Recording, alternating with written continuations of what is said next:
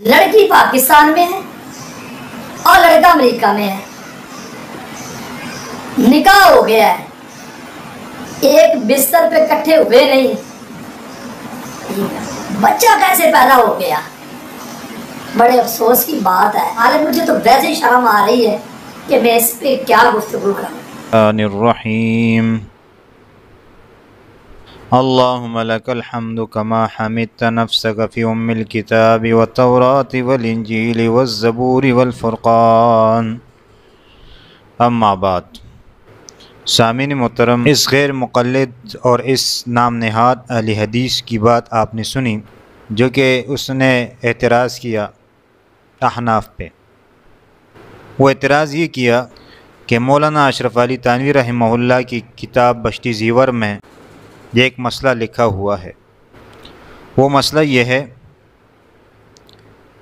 کہ میاں پردیس میں ہیں اور مدت ہو گئی، برسیں گزر گئی کہ گھر نہیں آیا، اور یہاں لڑکا پیدا ہو گیا اور شوہر اس کو اپنا ہی بتاتا ہے، تبھی وہ ازروئی قانونی شرعی حرامی نہیں، اسی شوہر کا ہے۔ البتہ اگر شوہر خبر پا کر انکار کرے تو لعان کا حکم ہوگا۔ تو یہ مسئلہ بالکل صحیح ہے، اس لیے کہ نسب اللہ تعالیٰ کی عطا کردہ ایک نعمت ہے، جسے کہ قرآن میں الفرقان آیت نمبر 54 میں ہے۔ بغیر کسی دلیل قطعی کے کسی کو حرام کار یا حرامی اور ولد الزنا کہنا بہت بڑی تہمت اور گناہ عظیم ہے،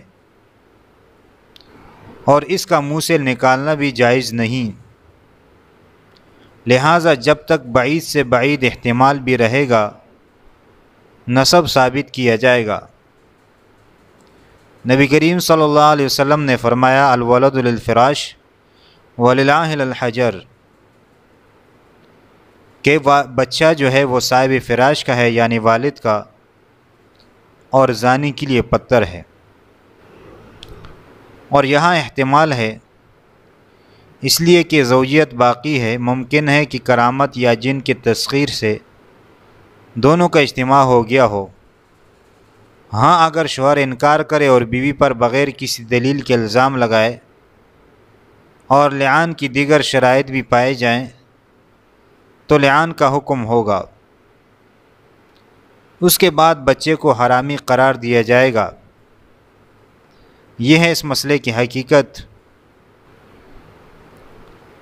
اب میں اس سے پوچھتا ہوں کہ اسی طرح اگر ایک مسئلہ تمہارے پاس آئے تو تم اس کا حل کیا نکالو گے؟ وہ قرآن کی آیت یا حدیث؟ بقول آپ کے کہ آپ اہل حدیث ہے اور آپ جو ہے وہ ہر بات حدیث سے ثابت کرتے ہیں، تو آپ بتا دیجئے گا کہ وہ کون سی حدیث میں اس مسئلے کا حل ہے۔ مزید میں آپ سے ایک درخواست کرتا ہوں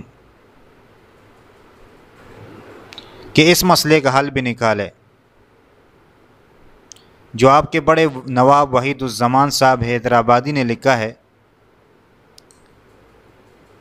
کہ ایک عورت سے 3 مرد باری باری صحبت کرے اور ان تینوں کی صحبت سے لڑکا پیدا ہو جائے تو لڑکے پر قرآن اندازی ہوگی، جس کے نام قرآن نکل آئے اس کو بیٹا مل جائے گا، باقی 2 کو یہ بیٹا لینے والا 2/3 دیتا رہے۔ نزل الابرار جلد نمبر 2 صفحہ 75۔ کیا نواب صاحب کا بیان کردہ یہ مسئلہ قرآن کریم کی کسی آیت یا حدیث سے ثابت ہے؟ اگر ثابت ہے تو نشاندہی کریں، اگر نہیں ہے تو اس پر کوئی اعتراض کیوں نہیں کرتے؟ تو اس پر اعتراض نہ کرنا اور احناف کے مسائل کو لے کر اس پر اعتراض کرنا، یہ اس بات کی واضح دلیل ہے کہ آپ کی دشمنی وہ احناف سے ہے اور فقہا سے ہے۔ آپ فقہا اور احناف کے مذہب کو پڑھیں کہ انہوں نے یہ جو بات کہی ہے یہ کس روح سے کہی ہے۔